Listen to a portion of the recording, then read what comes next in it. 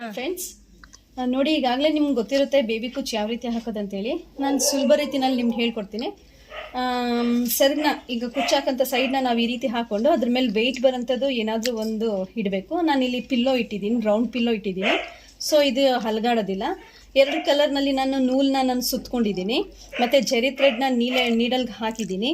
ಮತ್ತು ಈ ನೀಡಲ್ ಮತ್ತು ಕಟರ್ನ ಇಟ್ಕೊಂಡಿದ್ದೀನಿ. ಯಾವ ರೀತಿ ಹಾಕೋದಂತೇಳಿ ನಾನು ಹೇಳ್ಕೊಡ್ತೀನಿ ಬನ್ನಿ. ಈ ರೀತಿ ಫಸ್ಟ್ ಪಿನ್ ಮಾಡ್ಕೊಳ್ತೀನಿ. ನಾನು ಪಿನ್ ಮಾಡಿ ಅದಾದಮೇಲೆ ಈ ನೀಡಲ್ನಲ್ಲಿ ಸುತ್ಕೊಳ್ತೀನಿ.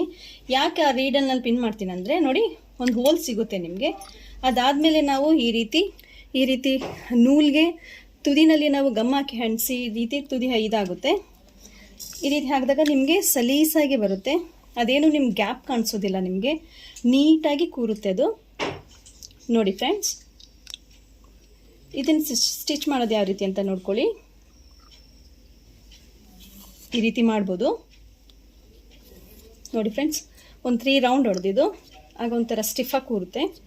ಯಾವುದೇ ರೀತಿಗೂ ಯಾವುದೇ ಕಾರಣಕ್ಕೂ ಇದು ಕಳ್ಕೊಳ್ಳೋದಿಲ್ಲ. ನೋಡಿ, ಈ ರೀತಿ ಮಾಡಿ, ಈ ರೀತಿ ಲಾಕ್ ಮಾಡಿ, ಮತ್ತು ಈ ರೀತಿ ಇಲ್ಲಿ ಕಟ್ ಮಾಡಿ, ಇದನ್ನು ಸಮವಾಗಿಲಿ ಕಟ್ ಮಾಡ್ಕೊಳ್ಬೇಕು.